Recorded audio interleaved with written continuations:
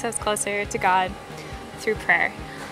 All my life, I was raised in a Christian family, so every Sunday we'd be to church at 8 a.m. and before every meal we'd say grace.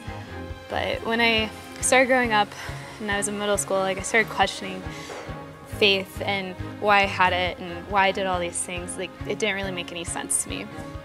And I started having friends that, they didn't have any faith, and I kind of envied them.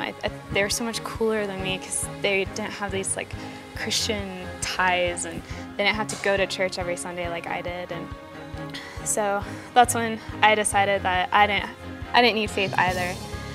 And as soon as I decided that, as soon as I turned my back on God, my world just kind of fell apart, I guess you could say.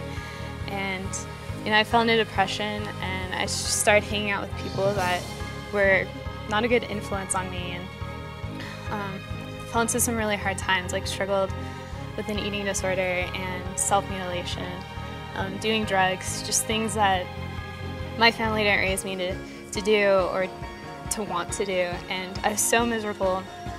And throughout that whole time, God was talking to me and just trying to have a conversation with me, but I just kept ignoring him, and I was so angry at him and blamed everything on him. And it wasn't his fault. I was the one that made that choice to not talk to him.